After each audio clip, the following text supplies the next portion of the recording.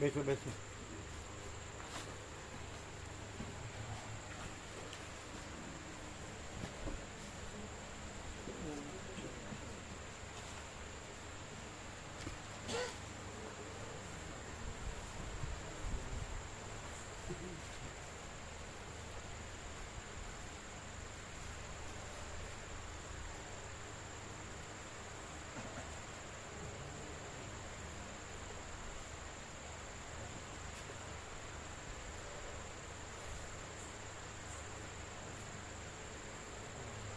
તાવ આવે કેમ છે? મને તાવ આવે સાધારણ કાલે એવું ગળું પકડાયું. કાલે સાંજે સાધારણ ગળું પકડાયું. છાસ પીધી? ઠંડી છાસ પીધી? હા ખૂબ. એ પેલા ડિફ્રીજમાં મૂકી દીધેલી. પછી સાંજે પ્રસાદ લીધા પછી દૂધ કાઢ છાસ વધારે અનુકૂળ અંદર છાસ ન પીવાય. આપણે અંદર બરફ થઈ ગયેલો એટલે ગળું પકડાય. પછી અત્યારે બરોબર. રાત્રે છાસ ન પીવાય, ઠંડી પડે. બરફ થઈ ગયેલો.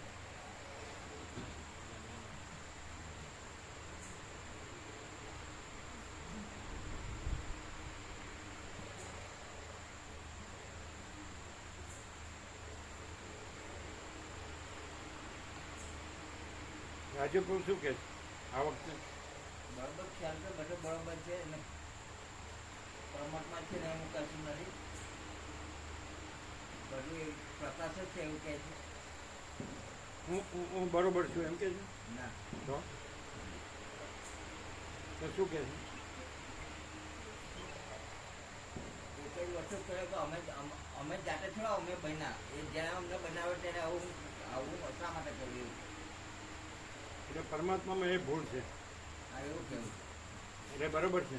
ના, એ બીજો ખોટા જીત ઝડપ કરે પછી ડબલ બાજુ અમે નથી ને અમને કોઈ બનાવે એવું કે. હું કોઈ બીજું ચિદાકર નથી, તમે ચિદાકર છો તો પાછું સ્વીકારવો પડે, પણ પાછળ આની પર જ આવી. દ્વૈત ભ્રાંતિ છે કે નહીં? હા ખૂબ. દ્વૈત ભ્રાંતિ છે ને? ડેટ બનતી છૂટી નથી, છોડતો નથી.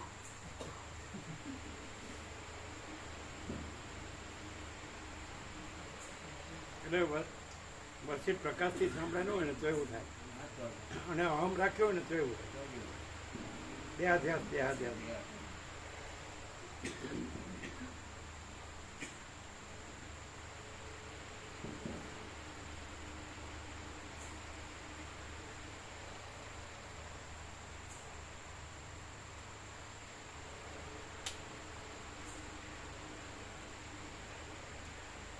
બે બાજુ બોલે તો સાચું જાણ્યું ન કહેવાય. શું કહો તમે? કહેશો ને બે બાજુ બોલે. હા અમે કીધું કે તમે ગમે તે વાત પર આવો ને, તમે છો કે નથી તેની પર તમે આવો મૂકો. પરમાત્મા છે પછી પરમાત્મા તમારે કંઈ જોવાનું કાઢી. પરમાત્મા જો હોય તો પછી તમને લાગે એ બધું તમારે નહીં જોવું જોઈએ કે આમ ને કેમ આવું કેમ. ને અમારે પરમપદ નથી જોયું તો અમને શાંત કરે તો બી વાંધો નહીં, પણ હવે આમાં અમને મામા પ્રભુ છે? મામા પ્રભુ આવ્યા? અચ્છા.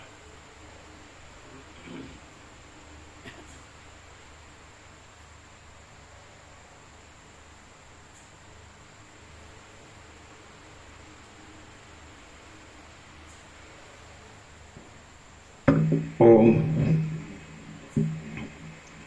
ઓમ ઓમ બરાબર છે. ઓમ ઓમ ઓમ બરાબર છે.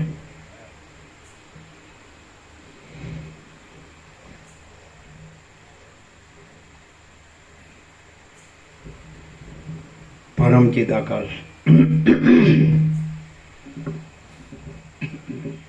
પરમ જ્યોતિ, અખંડ જ્યોતિ, મહાચિદાકાશ, સ્વયં પ્રકાશ, સંપૂર્ણ પ્રકાશ, પૂર્ણ બ્રહ્મ, અનંત તેજઘન, અનંત ચિદઘન, પરમાકાશ, કેવલ, અનંત, શુદ્ધ, તેજઘન, પરમાકાશ, અખિલ આત્મા, પૂર્ણ બ્રહ્મ, પરમાત્મા, પરમ ચિદાકાશ, પરમ જ્યોતિ, અખંડ જ્યોતિ, અનંત, પૂર્ણ, પરમ ચિદાકાશ, પરમ શાંતિ, स्वयं सिद्ध, स्वयं प्रकाश, स्वयं पूर्ण, स्वस्वरूप, यही सब कुछ है, इसके सिवा कुछ नहीं है। शून्यभास, अनंत कोटि, महाकल्पो है ही नहीं। महाचिदाकाश, स्वयं प्रकाश, संपूर्ण प्रकाश, महाचिदाकाश ज्योति, अनंत, अखंड, अभेद, महाचिदाकाश ज्योति, महातत्व, महासामान्य, महाचिदाकाश, स्वसंवेद्य, सहज निर्विकल्प, महाचिदाकाश, परम कैवल्य, परम शांति, परम चिदाकाश, अनंत, पूर्ण, निरपेक्ष, सत, अनंत, संपूर्ण, अपरिग्रही, निर्भ्रांत, निरपेक्ष, वशिष्ठ राम निर्वाण पूर्वार्ध, राउंड 40मो राउंड।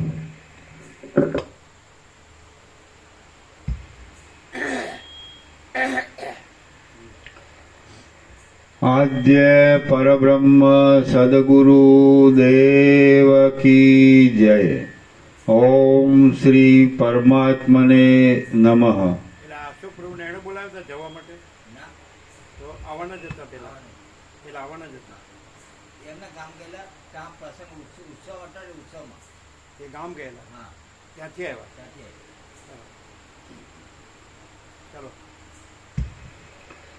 સદગ્રંથોમાં શિરોમણી શ્રી યોગ વાસિષ્ઠ મહારામાયણ નિર્વાણ પ્રકરણ પૂર્વાર્ધ, સર્ગ 12મો, પેજ નંબર 856, પેજ નંબર 856, સર્ગ 12મો, જીવન મુક્તોના વ્યવહારનું વર્ણન। આ 12મા સર્ગમાં રામચંદ્રજીએ વશિષ્ઠના કહેવા પ્રમાણે જનક વગેરે જીવન મુક્ત પુરુષોની સ્થિતિનું ગ્રહણ કર્યાનું કહેવામાં આવશે। વશિષ્ઠ બોલ્યા, આવી રીતના નિશ્ચયવાળા અને તેને લીધે સત્યતાને પામેલા એ નિષ્પાપ જનક રાજા આદિ મહાત્મા લોકો શાંત અને સમતાવાળા સત્યપદમાં સુખથી રહેલા છે। આવી રીતના નિશ્ચયથી પૂર્ણ બુદ્ધિવાળા અને રાગથી રહિત તથા સમચિત્તવાળા એ જીવન મુક્ત લોકો જીવનને કે મરણને નિંદતા પણ નથી અને તેની પ્રશંસા પણ કરતા નથી। આવી રીતના નિશ્ચયને લીધે અતિ સૂક્ષ્મ લક્ષ્યને પણ વેધવાના ચમત્કારવાળા હોવાથી નારાયણના ભુજની જેમ રહેલા સરળ તથા નમ્ર સ્વભાવવાળા અને જાણે બીજા મેરુ પર્વતો હોય તેવા દ્રઢ એ મહાત્મા લોકો વનોના ખંડોમાં, દ્વીપોમાં, નગરોમાં, દેવતાઓમાંના અનેક ઉપવનોમાં ને સ્વર્ગમાં દેવતાઓની જેમ રમતા હતા। એ મહાત્મા લોકો પુષ્પોથી ભરપૂર અને ઝૂલતા હિંડોળાઓવાળા વિચિત્ર વનોમાં અને મેરુ પર્વતના શિખરોની ટોચોમાં ફરતા હતા। એ મહાત્મા લોકો શત્રુઓને જીતીને છત્ર ચામરોવાળા, વિચિત્ર સમૃદ્ધિઓવાળા અને વિચિત્ર પ્રકારના રાજ્યો કરતા હતા।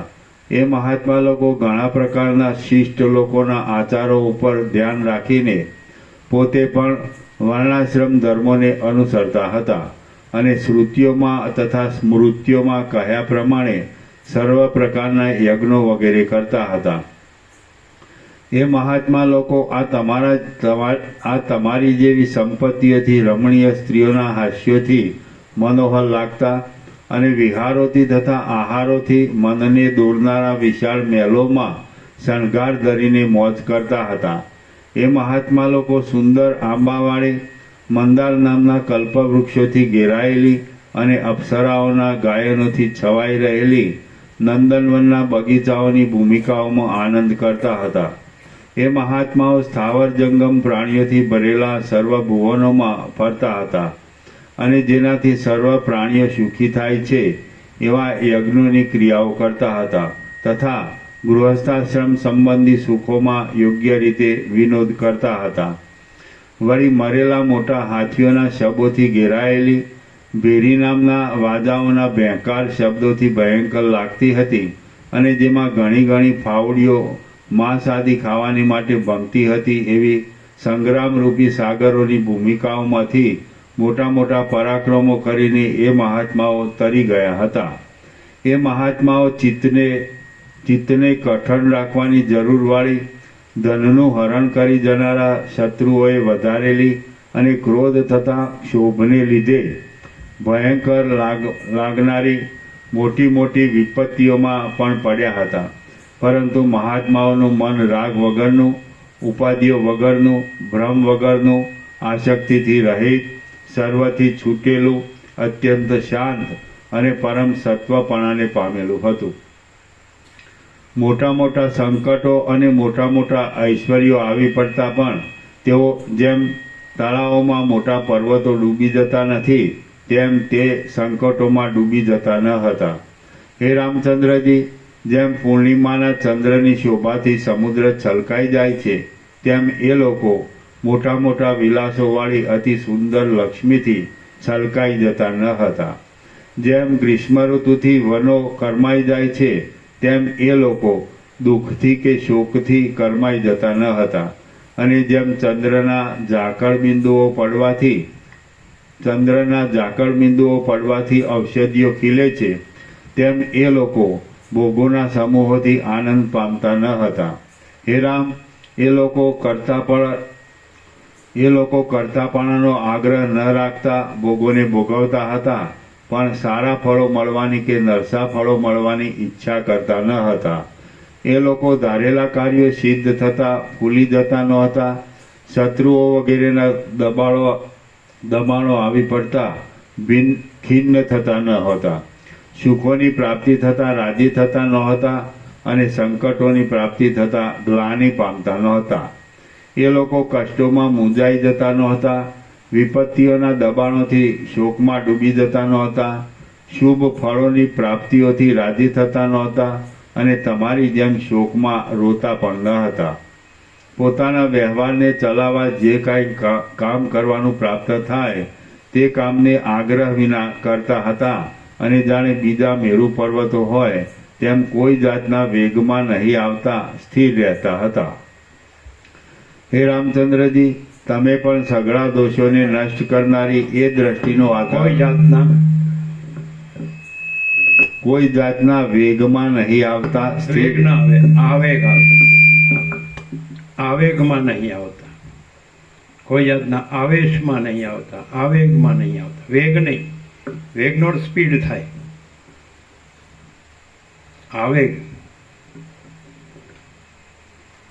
આવેગ આ છાપણું રહી ગયું છે. વેગનો સ્પીડ થાય, ગતિ, અને આવેગ, સમજે? આવેગનો અર્થ શું થાય? ઝડપ મારવી, ઉતાવળ, એકદમ એમ, સમજે? આવેશ, આવેગમાં નહીં આવતો.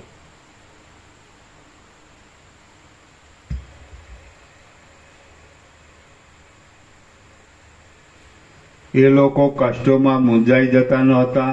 વિપત્તિઓના દબાણોથી શોકમાં ડૂબી જતા નહોતા. શુભ ફળોની પ્રાપ્તિઓથી રાજી થતા નહોતા અને તમારી જેમ શોકમાં રોતા પણ ન હતા. પોતાના વ્યવહારને ચલાવવા જે કાંઈ કામ કરવાનું પ્રાપ્ત થાય તે કામને આગ્રહ વિના કરતા હતા અને જાણે બીજા મેરુ પર્વતો હોય તેમ કોઈ જાતના આવેગમાં નહીં આવતા સ્થિર રહેતા હતા. હે રામચંદ્રજી, તમે પણ સઘળા દોષોને નષ્ટ કરનારી એ દ્રષ્ટિનો આધાર લઈને અને શુદ્ધ ચૈતન્યમાં જ આત્મબુદ્ધિ ધારણ કરીને યોગ્ય ક્રમથી વિહાર કરો. હે રામચંદ્રજી, તમે પણ સઘળા દોષોને નષ્ટ કરનારી એ દ્રષ્ટિનો આધાર લઈને અને શુદ્ધ ચૈતન્યમાં જ આત્મબુદ્ધિ ધારણ કરીને યોગ્ય ક્રમથી વિહાર કરો. આ સૃષ્ટિની પરંપરાને મારા કહ્યા પ્રમાણે જેવી છે તેવી જ જોયા કરતા ભ્રાંતિઓને ત્યજી દઈને મેરુની જેમ સ્થિર અને સમુદ્રની જેમ ગંભીર રહો અને સર્વત્ર ચિત્તની ક્ષમતા ધારણ કરીને વર્તો. આ સઘળું જગત બ્રહ્મ જ છે, કેમ કે બ્રહ્મ જ જગત રૂપે પ્રતીત થયેલું છે. જગતમાં ક્યાંય પણ સાચું કે ખોટું નથી, પણ સઘળું અનિર્વચનીય જ છે. અનિર્વચનીય એટલે જગત સાચું છે એમ કહી શકાય નહીં, કારણ કે તે નાશને વશ થાય છે. વળી તે ખોટું છે એમ પણ કહેવાય નહીં, કારણ કે તેનાથી અનેક વ્યવહારો થાય છે. તે જ સત્ય પ્રાપ્તિમાં પણ સહાયક છે, માટે તેને વાણીથી ન બોલાય તેવું અનિર્વચનીય કહે છે. હે રામચંદ્રજી, તમે સારી પેઠે બ્રહ્મપણાનો આશ્રય કરીને અનાદરથી સંસારનો ત્યાગ કરીને તથા કોઈ પદાર્થમાં બુદ્ધિને આસક્ત નહીં કરીને જીવન મુક્ત થાઓ. તમે ભારે ઉદ્વેગ રાખીને શા માટે રડો છો? મૂઢની પેઠે શોક શું કરો છો? અને જેમ જળની ચક્રીમાં તરણું ભમ્યા કરે તેમ અસ્થિર ચિત્તવાળા થઈને કેમ ભમો છો? રામ બોલ્યા, હે ગુરુ મહારાજ, મારું સંપૂર્ણ અજ્ઞાન દૂર થયું છે. જેમ સૂર્યના સંગથી કમળ ખીલે છે તેમ તમારી કૃપાથી મને જ્ઞાન થયું છે. જેમ શરદ ઋતુમાં વરસાદનું ઝાકળ ખસી જાય છે તેમ મારી ભ્રાંતિ દૂર થઈ છે. જેના સઘળા સંદેહો સારી પેઠે શાંત થઈ ગયા છે એવો હું હવે જેમ આપ કહો છો તેમ કરીશ.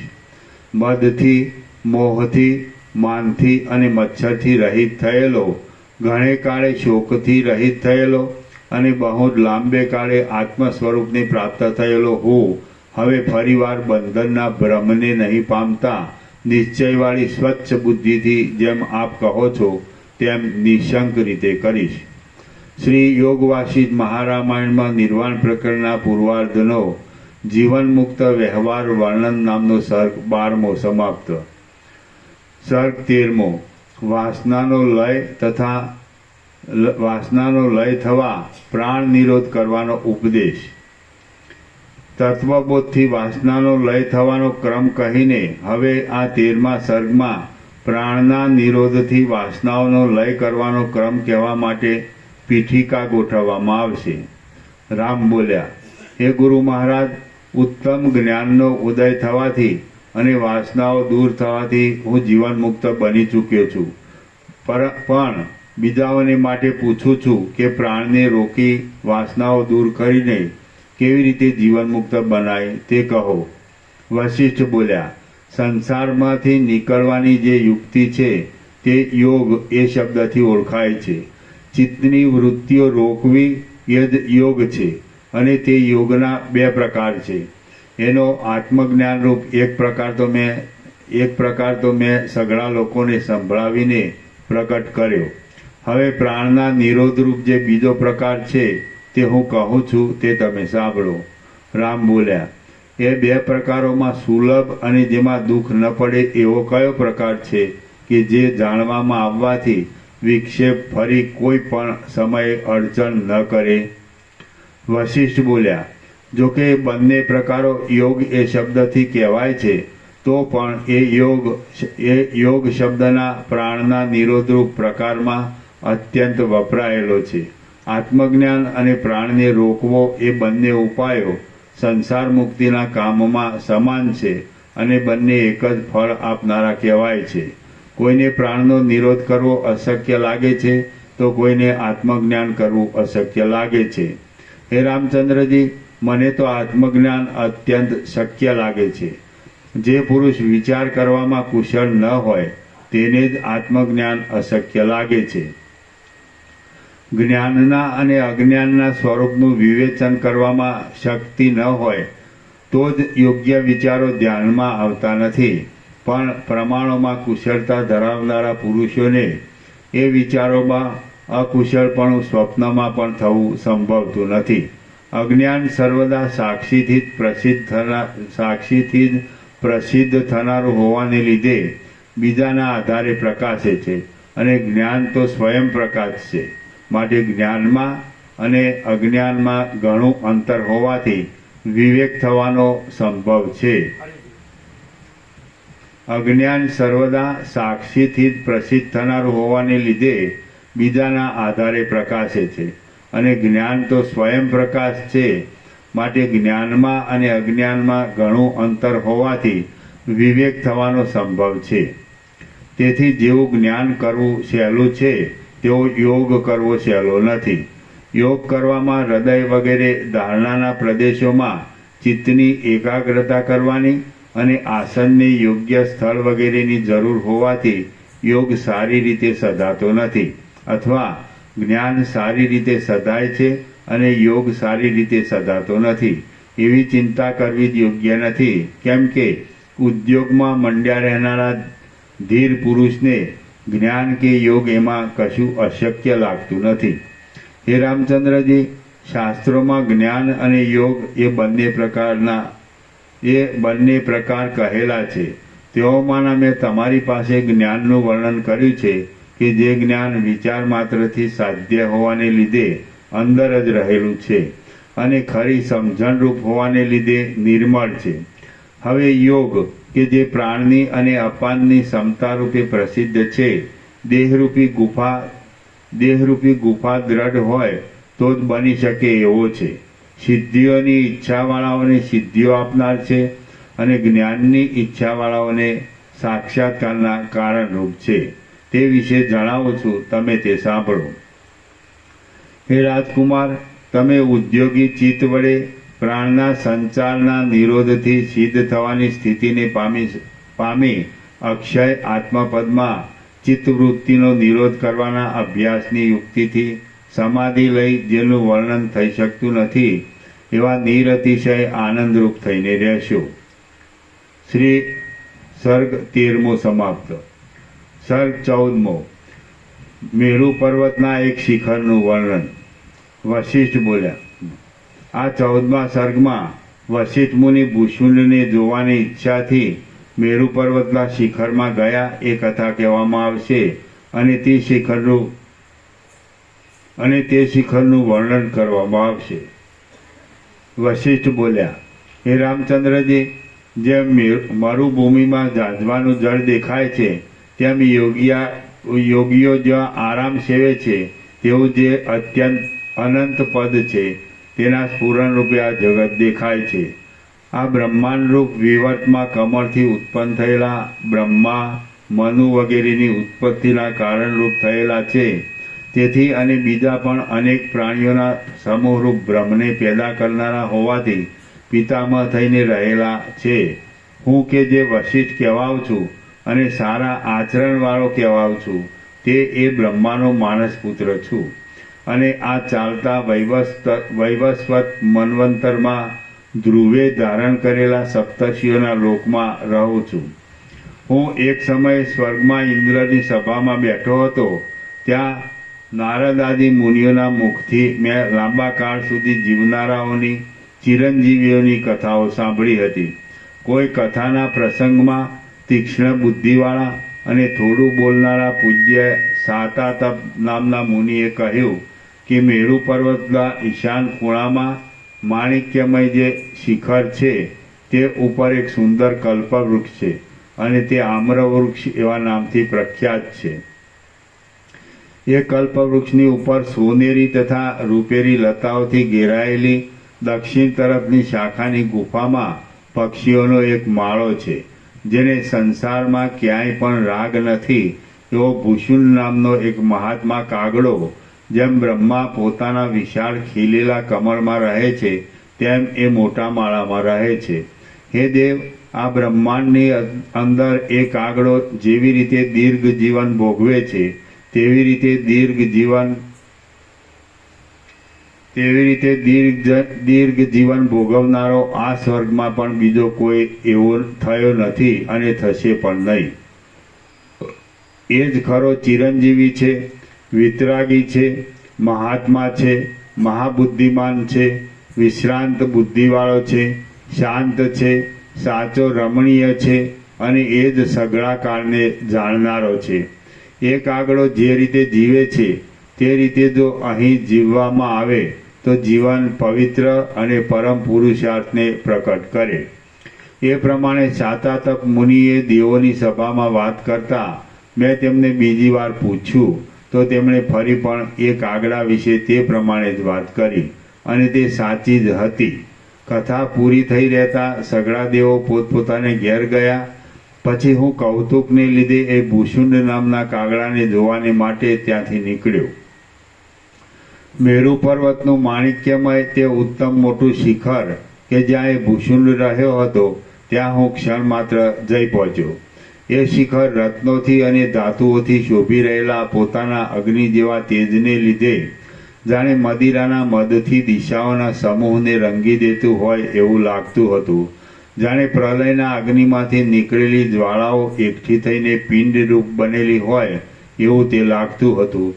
ઊંચે ફેલાયેલી ઇન્દ્રનીલમણીઓની પ્રભાવથી જાણે ધુમાડાવાળું હોય એવું તે જણાતું હતું અને પ્રકાશથી સઘળા આકાશને તે લાલ કરી દેતું હતું.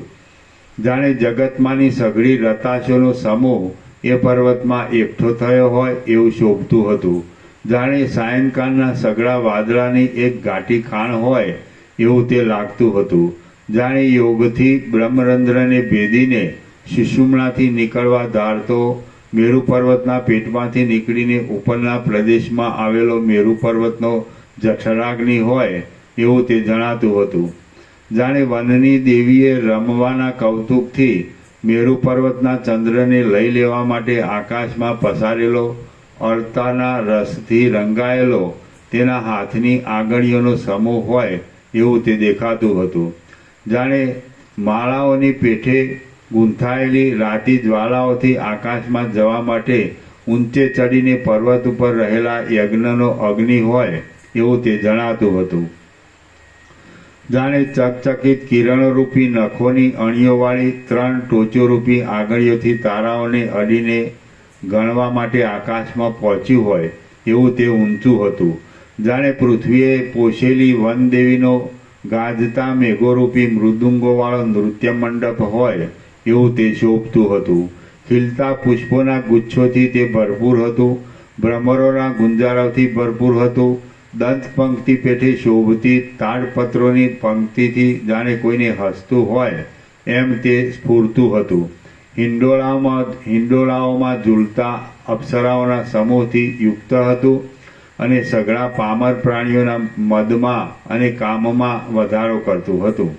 વળી તે ગુફાઓની શિલાઓ પર થાક લેતા દેવતાઓના જોડાઓથી દીપી રહ્યું હતું. આકાશની શોભાથી તથા ગંગાજીના શ્વેત પ્રવાહની શોભાથી અને ઊભા વાસની શોભાથી જાણે તે ઉત્તમ મૃગ ચર્મને ઓઢીને તથા જનોઈ પહેરીને અને હાથમાં દંડ લઈને કોઈ બુઢો બ્રહ્મચારી ઊભો હોય એવું લાગતું હતું. ગંગાજીના જરાઓથી ગાજી રહેલા લતા મંડપોમાં બેઠેલા દેવતાઓથી શોભી રહ્યું હતું. સુગંધર્વોના ગાયનોથી મનનું આકર્ષણ કરતું હતું. સુગંધોથી ભરેલા મધુર પવનવાળું હતું. ખીલેલા સોનેરી કમળરૂપી માથાના શણગારોવાળું હતું અને તારાઓરૂપી રત્નોથી શણગારેલું હતું. આમ પીળા રંગનું તે મેરુનું શિખર આકાશના પારને પહોંચેલું હોય એવું જણાતું હતું. ધોળા, નીલા, પીળા અને રાતા બગીચાઓના પુષ્પોના સમૂહો રૂપી નવા નવા રંગોથી જાણે આકાશમાં નિર્મળ ચિત્રોને બનાવતું હોય એવું લાગતું હતું અને દેવતાઓની સ્ત્રીઓનું વિહાર સ્થાન હતું. સર્ગ 14મો સમાપ્ત. સર્ગ 15મો. મેરુ પર્વતના શિખર પરના કલ્પવૃક્ષનું ને ત્યાં રહેતા ભૂષુંડ વગેરેનું વર્ણન. આ 15મા સર્ગમાં શિખર ઉપરના કલ્પવૃક્ષનું, પુષ્પો તથા પક્ષીઓ વગેરેની સંપત્તિઓનું, શાખાઓમાંના કાગડાઓના સમૂહનું અને તે સમૂહમાં ભૂષુંડનું વર્ણન કરવામાં આવશે. વશિષ્ઠ બોલ્યા, હે રામચંદ્રજી, પુષ્પથી ભરપૂર મોટા મોટા વાદળારૂપી કેશોવાળા એ શિખરના મસ્તક ઉપર તે કલ્પવૃક્ષ મારા જોવામાં આવ્યું કે જે કલ્પવૃક્ષ ચારે બાજુ સરખી રીતે ફેલાયેલી શાખાઓને લીધે જાણે શાખાઓનો સમૂહ હોય એવું લાગતું હતું. તે પરાગોરૂપી વાદળાથી ઘેરાયેલું હતું રત્નમય ગુચ્છોથી ઊંચી શોભાને પામેલું હતું. ઊંચાઈથી આકાશને જીતી લેતું હતું. એક શિખર ઉપર જાણે બીજું શિખર ચડાવવામાં આવ્યું હોય એવું તે લાગતું હતું. વચમાં આવેલા તારાઓને લીધે જાણે બમણા પુષ્પોવાળું હોય એવું જણાતું હતું. વચમાં આવેલા વાદળાને લીધે જાણે બમણો પહેવા જાણે બમણો પહેવાળું હોય એવું જણાતું હતું. વચમાં આવતી વીજળીઓને લીધે જાણે બમણી મંજરીઓવાળું હોય એવું જણાતું હતું. શાખાઓમાં કિન્નરોની સ્ત્રીઓના ગાયનને લીધે જાણે ભ્રમરોના બમણા ગુંજારાવાળું હોય એવું જણાતું હતું. અને હિંડોળાઓમાં હિંસતી અપ્સરાઓના હોઠ આદિ અંગોના દેખાવને લીધે જાણે બમણી કુંપળોવાળું હોય એવું લાગતું હતું. વળી મનગમતો વિહાર કરવા પક્ષીઓનો વેશ ધારણ કરીને શાખાઓમાં ફરતા સિદ્ધ લોકોના તથા ગંધર્વ લોકોના સમૂહોને લીધે જાણે બમણા પક્ષીઓથી ઘેરાયું હોય એવું તે જણાતું હતું. સ્વચ્છ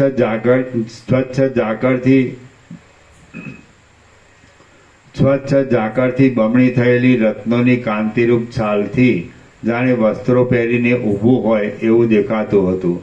જાણે ચંદ્રના બિંબનું આલિંગન મળવાથી અમૃતના રસથી ભરપૂર થઈને બમણા પોસાયેલા હોય એવા મોટા ફળોથી દીપી રહ્યું હતું. અને શાખાઓના મૂળોમાં ભરાયેલા પ્રલયકાળના વાદળાને લીધે જાણે બમણા પ્રદેશોવાળું હોય એવું તે જણાતું હતું. એ કલ્પવૃક્ષની શાખાઓમાં દેવતાઓ, પાદળામાં કિન્નરો, ઘટાઓમાં મેઘો અને જળવાળા પ્રદેશોમાં બીજા દેવ આદિ લોકો વિશ્રામ લેતા હતા. અપ્સરાઓ રૂપી ભ્રમરીઓ પોતાના કંકણોના શબ્દોથી ભ્રમરોને દૂર કરીને એ મોટા આકારવાળા વૃક્ષોના પુષ્પોમાંથી રસ ચૂસતી હતી. દેવતાઓ, કિન્નરો, ગંધર્વો અને વિદ્યાધરો એની ચારે દિશાઓમાં ફરતા હતા. છેડા વિનાની દશે દિશાઓને ભરપૂર કરીને ઊભેલું હોવાથી એ કલ્પવૃક્ષ જાણે કોઈ બીજું બ્રહ્માંડ હોય એવું જણાતું હતું. ઘાટી કળીઓથી, ઘાટા કોમળ પાંદડાથી, ઘાટા ખીલેલા પુષ્પોથી, ઘાટી વનરાજીથી, ઘાટી મંજરીઓથી, ઘાટા મણિમય ગુચ્છોથી, ઘાટા દિવ્ય વસ્ત્રોથી, ઘાટા રત્નોથી અને લતાઓના સમૂહથી તે ભરેલું હતું. સર્વ પ્રદેશોમાં પુષ્પોના સમૂહોથી, ફળોથી, પાંદડાઓ અને સુગંધી પરાગોથી અત્યંત વિચિત્ર લાગતું હતું. એ કલ્પવૃક્ષની ડાળીઓમાં, લતાઓથી ઘેરાયેલા ભાગોમાં, લતાઓમાં, પાંદડામાં, ઉપરના ભાગોમાં અને પુષ્પોમાં માળાઓની અંદર રહેલા ઘણા ઘણા પક્ષીઓ મારા જોવામાં આવ્યા. ચંદ્રની કળાઓના ટુકડાઓ જેવા કમળની નાળોના ટુકડાઓના અને કમલિનીઓના ધોળા કંદોના ભક્ષણથી પોસાતા બ્રહ્માના વાહનરૂપ કેટલાયક હંસો જોવામાં આવ્યા. બ્રહ્માના હંસોના બચ્ચા કે જેઓ સામવેદનું ગાન કરતા હતા, ઓમકારનું તથા વેદોનું રટણ કરતા હતા અને ગુરુમુખથી બ્રહ્મ વિદ્યાનો અભ્યાસ કરતા હતા તે પણ જોવામાં આવ્યા. અગ્નિના વાહનરૂપ પોપટો કે જે મંત્રોના સમૂહનું ઉચ્ચારણ કરતા હતા, સ્વાહાકારના જેવા શબ્દો કરતા હતા, મનોહર હોવાને લીધે દેવતાઓની દ્રષ્ટિઓનું આકર્ષણ કરતા હતા. કેટલાયક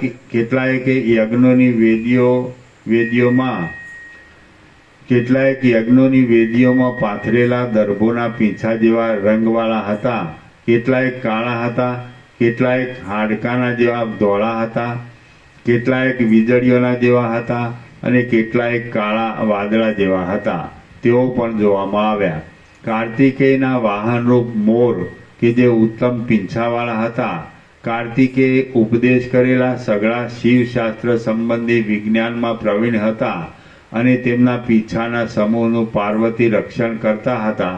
તેઓ તથા તેઓના અગ્નિની જ્વાળાઓની પેઠે દીપતી કલગીઓવાળા બચ્ચા પણ ત્યાં મારા જોવામાં આવ્યા.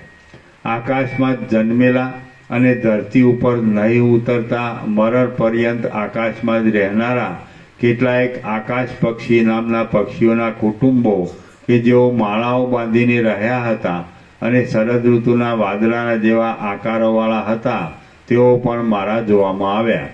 કેટલાયક બ્રહ્માના હંસોથી ઉત્પન્ન થયેલા, કેટલાયક અગ્નિના પોપટોથી ઉત્પન્ન થયેલા, કેટલાયક કાર્તિકેયના મયુરોથી ઉત્પન્ન થયેલા અને કેટલાયક આકાશ પક્ષીઓથી ઉત્પન્ન થયેલા જુદી જુદી જાતના પક્ષીઓ પણ ત્યાં મારા જોવામાં આવ્યા.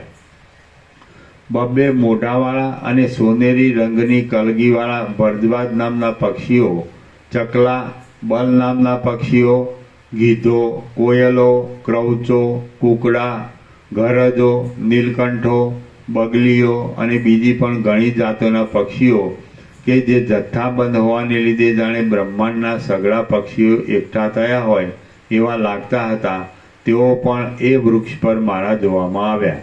પછી અત્યંત દૂર પ્રદેશમાં રહેલી એ વૃક્ષની એક દક્ષિણ તરફની મોટા મોટા પાંદડાવાળી શાખા ઉપર મેં આકાશમાં ઊભા દ્રષ્ટિ કરી ત્યારે જાણે લોકાલોક નામના પર્વતના અરણ્યમાં રહેલા પ્રલયકાળના વાદળાનો સમૂહ હોય તેમ તે શાખામાં રહેલું અને મંજરીઓની ઝાડથી ઢંકાયેલું સઘળા શરીરે કાળા એવા કાગડાઓનું મંડળ ત્યાં મારા જોવામાં આવ્યું.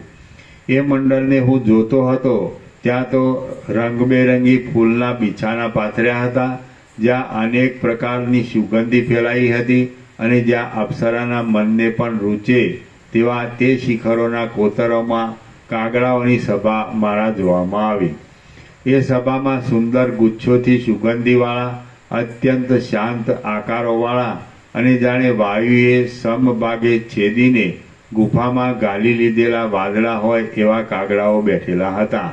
એ કાગડાઓના મધ્યમાં જાણે કાળા કાચના ટુકડાઓમાં મોટો ઇન્દ્રનીલમણિ હોય તેવો શોભતો, ઊંચા શરીરવાળો, શાંતિથી ભરપૂર મનવાળો, માન આપવા યોગ્ય ક્ષમતાવાળો, સઘળા અંગોમાં સુંદરતાવાળો, પ્રાણના ચલનના નિરોધથી સર્વદા અંતર્મુખ રહેનારો, સુખી, ચિરંજીવી, સઘળા જગતને જાણેલા લાંબા આયુષ્યવાળો અને કલ્પોના અને ઉત્પત્તિ નાશોને જોવાથી અનુભવ પામેલા મનવાળો ભૂષુંડ એ નામથી ખ્યાતિ પામેલો કાગડો ત્યાં મારા જોવામાં આવ્યો. એ કાગડો પ્રત્યેક કલ્પોમાં રુદ્ર તથા અગ્નિ આદિ લોકપાલોના જન્મોની પરંપરાને ગણી ગણીને થાકી ગયો હતો. થઈ ગયેલા દેવતાઓના, દૈત્યોના તથા રાજાઓના નામ જાણતો હતો. પ્રસન્ન તથા ગંભીર મનવાળો હતો. ચતુર હતો. સ્નેહથી ભરેલી તથા મનોહર વાણીવાળો હતો. ઝીણા વિષયોને પણ સરળતાથી સમજાવનારો હતો. સઘળા શાસ્ત્રીય વિષયોને જાણનાર હતો. મમતાથી તથા અહંતાથી રહિત હતો. મૃત્યુને પણ પુત્રની જેમ પ્યારો હતો. બ્રહ્મરૂપ હોવાને લીધે સર્વદા સર્વ પ્રાણીઓને સઘળી રીતે વર્ણનના પ્રસંગમાં માન્ય હોવાથી સર્વને સુદૃઢ બંધુ તથા મિત્ર સમાન હતો. બુદ્ધિથી બૃહસ્પતિનો પણ ગુરુ થાય એવો હતો. અસંગપણાથી વ્યવહાર કરનાર હોવાને લીધે જીવન મુક્ત હતો અને સૌમ્ય, પ્રસન્ન, મધુર મનવાળો, પ્યારો લાગે એવો, અંદર અખંડ શીતળતાવાળો, કમળને કૌંસમાં મનને તથા પદ્મને પોતામાં જ રાખનારો, સ્વચ્છ, ગંભીરતાને નહીં તજનારો, સ્પષ્ટ જણાતા આશયની શોભાવાળો અને વિશાળ આશયવાળો હોવાને લીધે સરોવરની પેઠે તે શોભતો હતો. શ્રી યોગ વાસિષ્ઠ મહારામાયણમાં નિર્વાણ પ્રકરણનો પૂર્વાર્ધનો ભૂષુંડ દર્શન નામનો સર્ગ 15મો સમાપ્ત. સર્ગ 16મો. ભૂષુંડે વશિષ્ઠ મુનિનો કરેલો સત્કાર. આ 16મા સર્ગમાં ભૂષુંડે પોતાની પાસે આવેલા વશિષ્ઠ મુનિનો આસનાદિકથી સત્કાર કર્યો અને વશિષ્ઠે તેને તેના જન્મ કર્મ વગેરે પૂછ્યા એ કથા કહેવામાં આવશે. વશિષ્ઠ બોલ્યા, હે રામચંદ્રજી, પછી જેમ ચળકતો તારો આકાશમાંથી પર્વત પર પડે તેમ શોભતા શરીરવાળો હું કાંઈક એ સભા ક્ષુબ્ધ થાય એવી રીતે આકાશમાંથી તે ભૂષુંડની સમીપમાં ઉતર્યો. જેમ પૃથ્વીના કંપથી સમુદ્ર ક્ષુબ્ધ થાય છે તેમ મારા ઉતરવાના મંદ પવનથી નીલકમળોવાળા તળાવ જેવી એ કાગડાઓની સભા ક્ષુબ્ધ થઈ. હું ત્યાં અચાનક રીતે ગયો તો પણ મને દેખતા જ એ ભૂષુંડ જાણી ગયો કે આ વશિષ્ઠ મુનિ આવ્યા છે.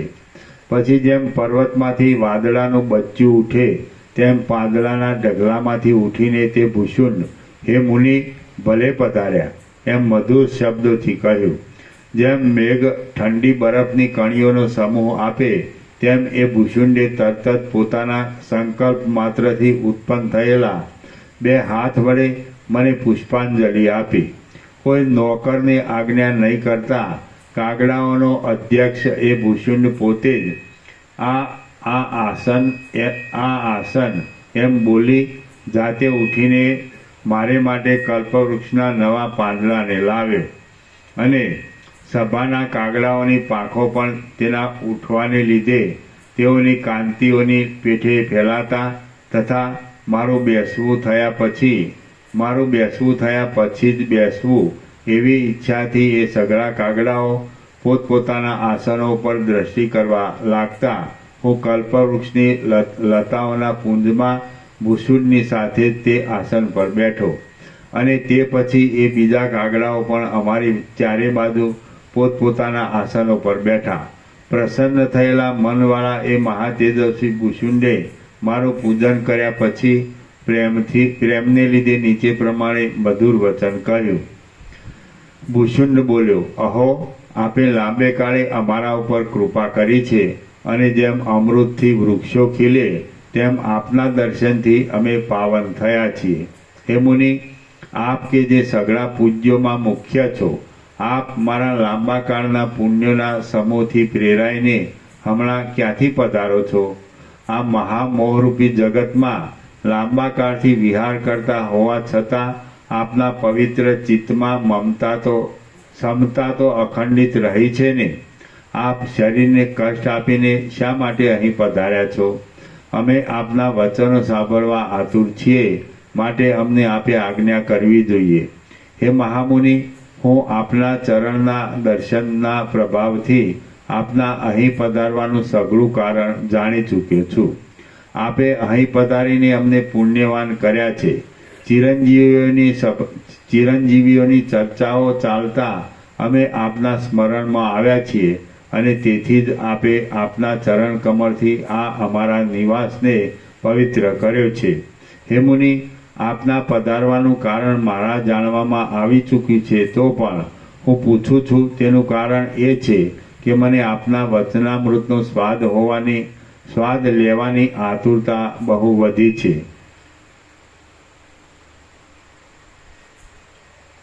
વશિષ્ઠ બોલ્યા, ત્રણેય કાળના નિર્મળ જ્ઞાનવાળા એ ચિરંજીવી ભૂષુંડે એ પ્રમાણે ભાષણ કર્યું એટલે મેં તેને આ પ્રમાણે કહ્યું.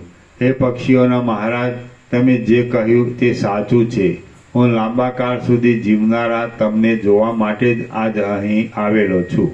તમે અત્યંત શીતળ અંતઃકરણવાળા છો, કુશળ છો અને આત્મજ્ઞાની હોવાને લીધે આ ભયંકર સંસારરૂપી જાળમાં પડ્યા નથી. એ બહુ સારું છે.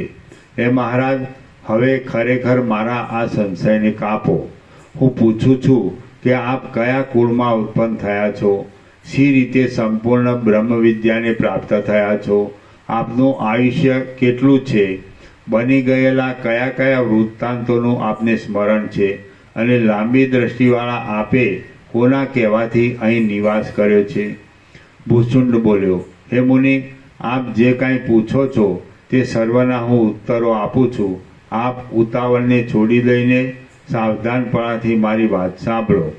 ત્રૈલોક્યના પ્રભુઓ પણ જેઓનું પૂજન કરે છે એવા આપ જેવા ઉદાર બુદ્ધિવાળા મહાત્મા પુરુષો જે વાતને સાંભળે તે વાત કહેવાથી જેમ મેઘની છાયા ફેલાવાથી સૂર્યનો તાપ નાશ પામે તેમ સઘળું અશુભ નષ્ટ થાય છે.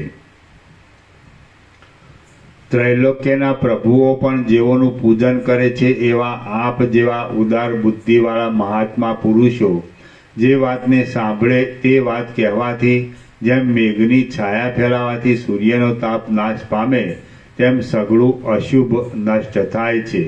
શ્રી યોગ વાસિષ્ઠ મહારામાયણમાં નિર્વાણ પ્રકરણના પૂર્વાર્ધનો વશિષ્ઠ ભૂષુંડ સમાયોગ નામનો સર્ગ 16મો સમાપ્ત. સર્ગ 17મો ભૂષુંડના સ્વરૂપનું વર્ણન. આ 17મા સર્ગમાં ભૂષુંડના જીવનમુક્તપણાના લક્ષણોનું વર્ણન કરીને પછી તે ભૂષુંડ પૂછેલી વાતનો ઉત્તર દેવા લાગ્યો એ કથા કહેવામાં આવશે. વશિષ્ઠ બોલ્યા, હે રામચંદ્રજી, પછી એ ભૂષુંડ કે જે હર્ષથી તથા શોકથી રહિત હતો, વરસાદ ઋતુના મેઘના જેવો શ્યામ અને સઘળા અંગોમાં સુંદર હતો, પ્રેમાળ તથા ગંભીર વચનવાળો હતો, પ્રથમ મંદ હાસ્ય કરીને પછી બોલવાની ટેવવાળો હતો, ત્રણેય લોકની સ્થિતિને હાથમાં રહેલા બીલાની જેમ પૂરી રીતે જાણી ચૂક્યો હતો, સઘળા ભોગોના સમૂહને તલના સમાન લેખતો હતો, લોકોની વિષયો ઉપરની દોડાદોડમાં કેવળ જન્મ મરણરૂપ માઠા જ ફળ થાય છે એવા નિશ્ચયવાળો હતો, બ્રહ્મ વિદ્યાના આગલા પાછલા સઘળા વિષયોને જાણનાર હતો, ધીર સ્થિર તથા મોટા શરીરવાળો હતો, શાંત હોવાને લીધે મંદરાચરથી રહિત થયેલા ક્ષીર સમુદ્રના જેવો લાગતો હતો, પૂર્ણકામ હતો, શુદ્ધ હતો, ઠરેલી બુદ્ધિવાળો હતો, શાંત હતો, પરમાનંદમાં મસ્ત હતો, સંસારની સઘળી વસ્તુઓ પ્રકટ થઈ લોપ પામે છે એ માયાથી તથા આત્મતત્વથી જ થાય છે એવી પાકી સમજણવાળો હતો, વીણાના ગાયન જેવા પ્યારા મીઠા તથા યોગ્ય વચનો બોલનારો હતો, જાણે સઘળા ભયોને હરનાર પરમાત્મા જગતનો ઉદ્ધાર કરવાને માટે નવા સ્વરૂપને ધારણ કરીને બેઠેલા હોય એવો લાગતો હતો, જાણે સઘળા ભયોને હરનાર પરમાત્મા જગતનો ઉદ્ધાર કરવાને માટે નવા સ્વરૂપને ધારણ કરીને બેઠેલા હોય એવો લાગતો હતો, પરમ આનંદથી યુક્ત હતો અને મારા પ્રશ્નોના ઉત્તરો આપવામાં ઉદ્યોગી થયેલા મુખથી બહુ જ પ્યારો લાગતો હતો. તેણે વિનય વગેરે રીતિને અનુસરીને ક્રમપૂર્વક પોતાના શુદ્ધ તથા અજરામર સ્વરૂપનું સંપૂર્ણ વર્ણન કરવાને માટે સુંદર મેઘ જેમ ગર્જનાથી ભ્રમરને કહે તેમ નિર્મળ વાણીથી મને નીચે પ્રમાણે કહ્યું. શ્રી યોગ વાસિષ્ઠ મહારામાયણમાં નિર્વાણ પ્રકરણના પૂર્વાર્ધનો ભૂષુંડ સ્વરૂપ વર્ણન નામનો સર્ગ 17મો સમાપ્ત. સર્ગ 18મો માતૃકાઓના ઉન્માદનું વર્ણન. આ 18મા સર્ગમાં ભૂષુંડે પોતાનો જન્મ કહેવાને વાસ્તે મહાદેવનું, મહાદેવના ગણોનું, માતૃકાઓનું અને મદ્યપાનથી માતૃકાઓને થયેલા ઉન્માદનું વર્ણન કર્યાની કથા કહેવામાં આવશે. ભૂષુંડ બોલ્યો, હે વશિષ્ઠ મુનિ, આ જગતની અંદર સઘળા દેવતાઓમાં શ્રેષ્ઠ અને જેને બ્રહ્માદિક પણ પ્રણામ કરે છે એવા સદાશિવ નામે એક મોટા દેવ છે.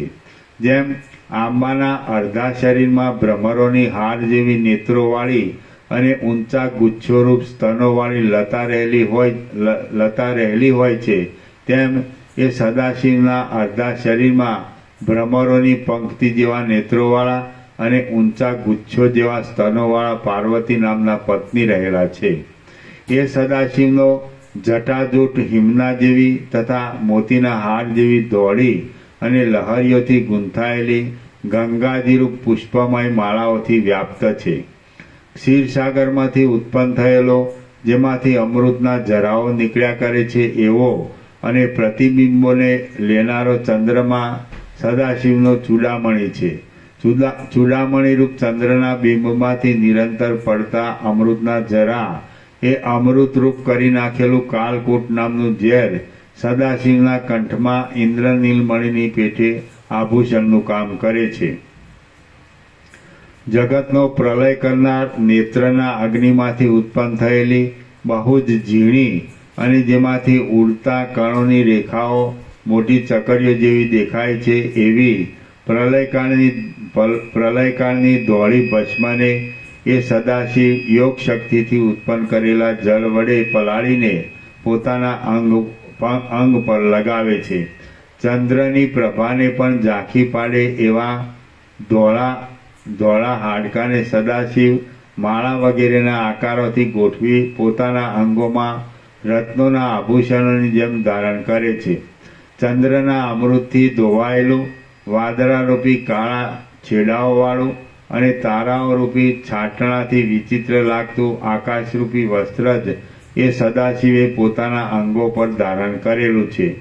ઉડતી ભસ્મોને લીધે હિમ જેવું દોડું લાગતું, નગરો આદિ પ્રદેશોથી દૂર ભાગમાં રહેલું અને ભમતી ફાવડીઓથી, મોટા મોટા પરિપક્વ માંસોના ઢગલાઓથી તથા ભાત વગેરેના બલિદાનોથી ભરપૂર રહેનારું સ્મશાન જ એ સદાશિવનું પ્યારું ઘર છે. ખોપરીઓની માળાઓરૂપી આભરણોવાળી, લોહી, ચરબી તથા મદ્યનું પાન કરનારી અને આંતરડારૂપી માળાઓથી સઘળા અંગોમાં શોભી રહેલી માતૃકાઓ એ સદાશિવને ક્રીડામાં સહાય કરે છે. ચારે તરફ ગતિ કર્યા કરતા ચળકતા સુવર્ણના જેવી કાંતિઓવાળા, કોમળ અંગોવાળા અને જેઓના માથામાં મણીઓ ઝબક્યા કરે છે એવા સર્પો એમના કંકણો છે. એમનું ભયંકર ચરિત્ર રમત માત્રમાં દૈત્યોને વ્યાકુળ કરી નાખે છે. દ્રષ્ટિ માત્રથી મોટા મોટા પર્વતોને બાળી નાખે છે અને જગતનો કોળિયો કરી જાય છે. કલ્યાણનો જ વિચાર કરવાથી જગતને શાંત કરનારા અને તેથી જ જેવું ચિત્ત સમાધિમાં લાગ્યું રહે છે એવા એ સદાશિવ જો કોઈ વખત આપોઆપ જ હાથ હલાવે તો તેટલાથી જ દૈત્યોના નગરોનો નાશ થઈ જાય છે. સ્નેહ, રાગ તથા દ્વેષ વગેરેથી રહિત રહેનારા, જળ આદિ પદાર્થોથી યુક્ત છતાં પણ અક્કડ રહેનારા અને સારા ભોજનોથી તૃપ્ત થયેલા માણસોની જેમ ક્ષુધા તૃષા વગરના હિમાલય આદિ પર્વતો એ સદાશિવની ધ્યાન મૂર્તિઓ રૂપે પ્રસિદ્ધ છે.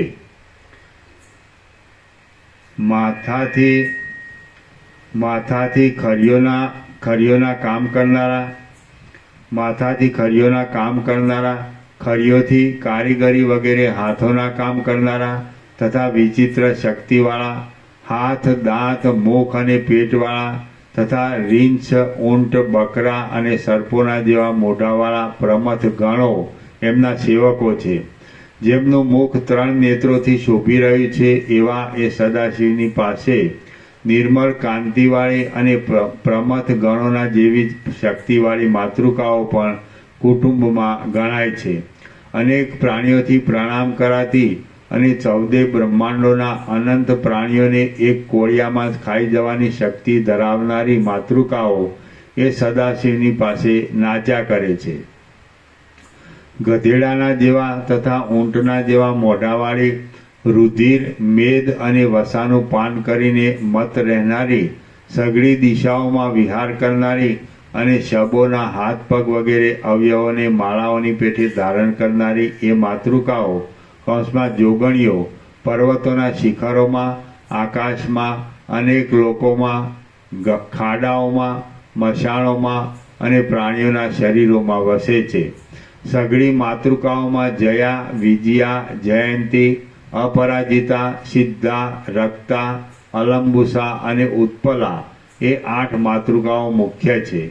બીજી માતૃકાઓ તેઓની દાસીઓ છે અને બીજી કેટલી એક તો દાસીઓની પણ દાસીઓ છે. હે વશિષ્ઠ મુનિ, એ મોટી શક્તિવાળી 8 માતૃકાઓમાં અલંબુસા નામની જે 7મી માતૃકા છે તેનું વાહન વજ્રના ખીલા જેવી ચાંચવાળો અને ઇન્દ્ર નીલમણીના પહાડ જેવો ઊંચો ચંડ નામનો કાગડો છે. જેમ વૈષ્ણવી શક્તિનું વાહન ગરુડ છે તેમ અલંબુસાનું વાહન એ કાગડો છે.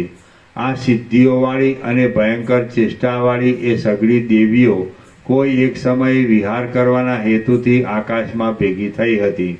ત્યાં તેઓએ વામ માર્ગને અનુસરી તુંબુરુ નામના રુદ્રનું આરાધન કરીને ચિત્તની એકાગ્રતા દ્વારા સમાધિમાં વાસ્તવિક આત્મતત્વનો પ્રકાશ થાય એવો મદિરા પીવાનો મોટો ઉત્સવ કર્યો. જેઓનું સઘળું જગત પૂજન કરે છે એવા તુંબુરુ નામના રુદ્રનું અને ભૈરવનું પૂજન કર્યા પછી મદિરાના મદથી સંતોષ પામેલી એ જોગણીઓ પરસ્પરની સાથે વિચિત્ર વિષયોવાળી વાતો કરવા લાગી. તેઓમાં એવી વાત નીકળી કે પાર્વતીના પતિ સદાશિવ આપણી સામે અનાદર ભરેલી દ્રષ્ટિથી જુએ છે. માટે સદાશિવને આપણે એવો પ્રભાવ દેખાડવો કે જેથી આપણને પ્રબળ શક્તિવાળી ગણીને ફરી કદી પણ આપણું અપમાન કરે નહીં. એ પ્રમાણે નિશ્ચય કરી એ દેવીઓએ પોતાની માયા શક્તિના બળથી સદાશિવના અંગમાંથી પાર્વતીનું હરણ કર્યું અને પોતાના મંડળમાં લઈ કબજે કરીને એ પાર્વતીને સદાશિવ ન ઓળખી શકે એટલા માટે તેમના મુખનો તથા અંગોનો વર્ણ બગાડી નાખીને પૂરી કાળજીથી જેમ યજ્ઞમાં મારવાને માટે પશુનું પ્રોક્ષણ કંસમાં મંત્રેલા જળથી સિંચન કરવામાં આવે છે તેમ તે દેવીઓએ પાર્વતીનું પ્રોક્ષણ કર્યું. પ્રોક્ષણ કર્યા પછી એ દેવીઓએ ચપળ કેડવાળા પાર્વતીને ભક્ષ બનાવી દીધા. પાર્વતીનું પ્રોક્ષણ કરવાને દિવસે એ સઘળી માતૃકાઓએ તે સ્થળમાં નૃત્યોથી તથા ગાયનોથી મનનું આકર્ષણ કરે એવો મોટો ઉત્સવ કર્યો. તેમાં એ ઉત્સવને લીધે આકાશમાં મોટો આનંદ વ્યાપી રહ્યો અને ભારે ભારે શબ્દો થવા લાગ્યા. લાંબા લાંબા અવયવોને ઊંચા નીચા કરવાથી જેમના પેડ તથા પેટ ખુલ્લા દેખાતા હતા એવી કેટલીક માતૃકાઓ અંગોના ચાલન વગેરે અદ્ભુત વિકારો કરી તાળીઓ પાડી તથા ગાટા સિંહનાદો કરીને હસવા લાગી અને તેને લીધે પર્વતો સહિત વનો ગાજી ઉઠ્યા. મદિરા પીવાથી પ્રસન્ન થયેલી કેટલી એક માતૃકાઓ જગતના મંડળમાં એક કોતર જેવા એ સ્થળોમાં પર્વતોની ગુફાઓમાંથી પડે એવી રીતે ગાવા લાગી. કેટલીક માતૃકાઓ ચંદ્રના ઉદયના રંગથી રંગાયેલા સમુદ્રના જળની જેમ પ્રબળ ગર્જનાઓ કરવા લાગી. કેટલીક માતૃકાઓ ક્રીડાઓની ગરગરાટીથી ગાજી રહેલા આકાશના કોતરમાં પોતાના મસ્તકથી તે ખરી પર્યંત સઘળા અંગોને ચંદનાદિથી ખરડીને મદ્યપાન કરવા લાગી. કેટલીક માતૃકાઓ રુધિર વગેરે પીવા લાગી. કેટલીક અત્યંત ઉછળવા લાગી. કેટલીક ઉતાવળી ચાલવા લાગી. કેટલીક મનગમતી રીતે બોલવા લાગી. કેટલીક ઊંચા સ્વરથી હસવા લાગી. કેટલીક મદિરાના મદથી પડી જતા બીજી માતૃકાઓનું રક્ષણ કરવા લાગી. કેટલીક એકબીજીના મુખોમાં માંસ વગેરે નાખવા લાગી. કેટલીક પડી જવા લાગી. કેટલીક એકબીજી સાથે મસ્તી કરવા લાગી. કેટલી એક નાચવા લાગી. કેટલી એક નિરંતર મીઠા માંસ ખાવા લાગી ને ગાંડાના જેવા આચરણોવાળી કેટલીક માતૃકાઓ તો ત્રૈલોક્યને આચાર ભ્રષ્ટ કરવા લાગી. શ્રી યોગ વાસિષ્ઠ મહારામાયણમાં નિર્વાણ પ્રકરણનો પૂર્વાર્ધનો માતૃકા વ્યવહાર વર્ણન નામનો સર્ગ 18મો સમાપ્ત. સર્ગ 19મો ભૂષુંડના જન્મ અને સ્થાનની કથા. આ 19મા સર્ગમાં બ્રાહ્મીની હંસીમાં ચંડ નામના કાગડાના સંગથી ભાઈઓની સાથે પોતાનો જન્મ થયાની, બ્રાહ્મીના અનુગ્રહથી જ્ઞાનની પ્રાપ્તિ થયાની અને પિતાના સ્થાનકની પ્રાપ્તિની કથા ભૂષુંડ કઈ સંભળાવશે.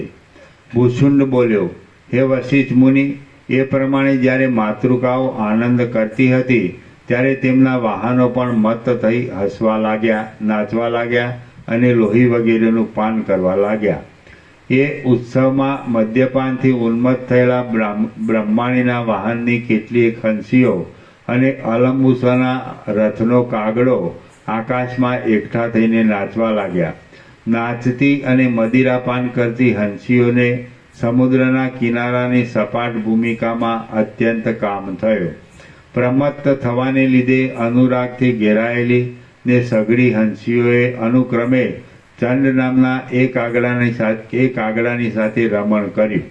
એ સાતે ઉત્તમ હંસીઓને પ્યારો થઈ પડેલો તે કાગડો પણ અન્યોન્યની ઈચ્છા પૂર્ણ થાય એવી રીતે અનુક્રમે તેમનો સંગ કરીને રાજી થયો અને તેથી એ સઘળી હંસીઓ ઘણી પ્રસન્ન થઈ તથા ગર્ભિણી પણ થઈ ગઈ. પછી નાચ કરી રહેલી એ મોટી માયાવાળી માતૃકાઓ શાંત દેખાવથી સદાશિવની પાસે આવી ને તેમના ભોજનના પાત્રમાં તેમના પ્રિય પત્ની પાર્વતીનું માંસ પીરસી દીધું. મને પાર્વતીનું માંસ ભોજનમાં આપ્યું એમ જાણવામાં આવી જવાથી સદાશિવને માતૃકાઓની ઉપર ક્રોધ ચડ્યો. એટલે એ માતૃકાઓએ પોતપોતાના અંગો આપીને ફરીવાર પાર્વતીને ઉત્પન્ન કરી અને તે પાર્વતીની સાથે સદાશિવનો વિવાહ કરી દીધો. પછી માતૃકાઓ સદાશિવ તથા તેઓના સગળા ગણો મનમાં પ્રસન્ન થઈને સર્વ પોતપોતાના સ્થાનમાં ગયા. હે વશિષ્ઠ મુનિ, કાગડાના વીર્યથી ગર્ભિણી થયેલી એ હંસીઓએ બ્રાહ્મી નામના દેવી પાસે જઈને તેમને સઘળો વૃત્તાંત કહી સંભળાવ્યો.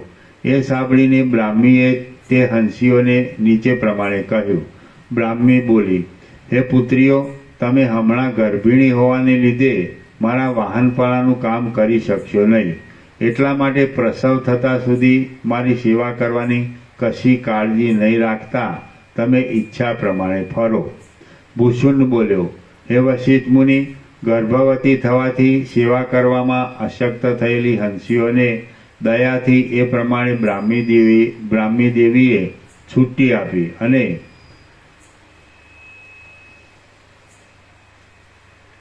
અને પોતે તેટલા દિવસ સુધી ફરવું હરવું બંધ કરીને નિર્વિકલ્પ સમાધિમાં જ રહ્યા. હવે ગર્ભવતી થવાથી બ્રાહ્મીની સેવામાં અશક્ત થયેલી તે રાજહંસીઓ વિષ્ણુના નાભિકમળના મૂળમાં બ્રહ્માના તળાવની અંદર વિચરવા લાગી.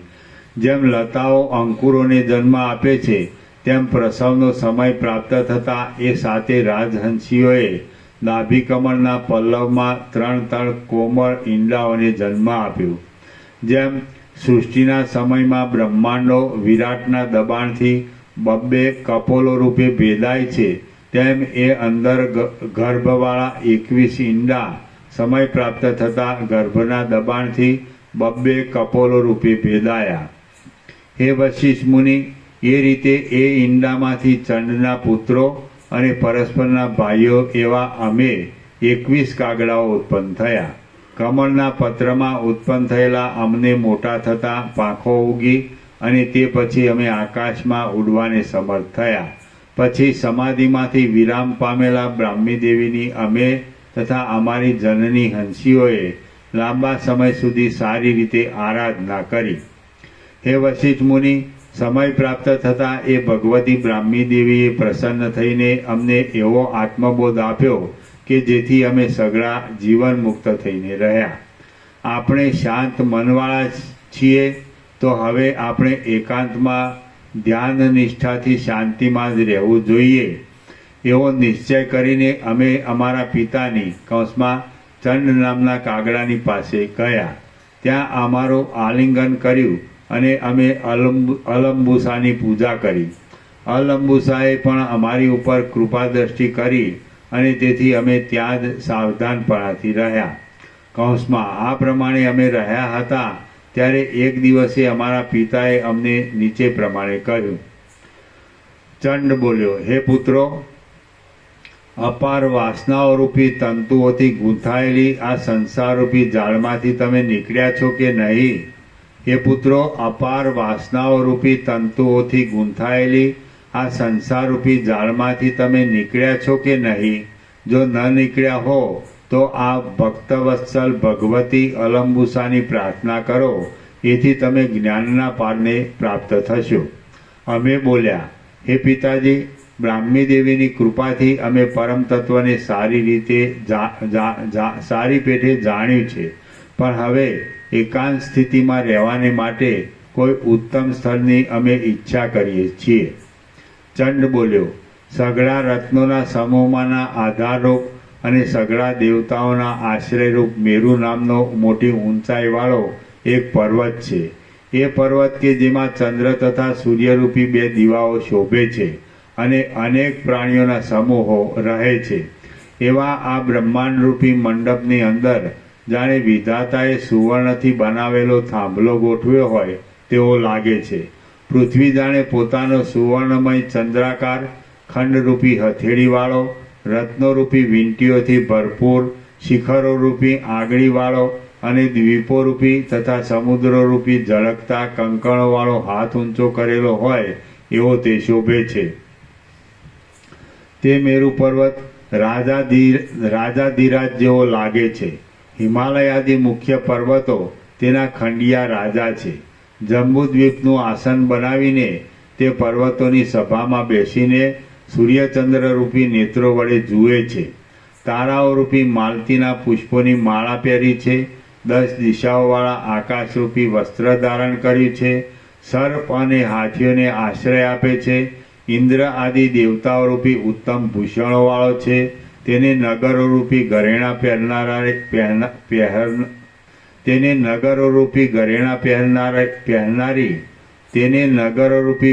પહેરનારી દિશાઓરૂપી સ્ત્રીઓ ચારે બાજુ ઝરતા બિંદુઓ ધારણ કરતા મેઘોરૂપી ચામરથી પવન ડોળે છે.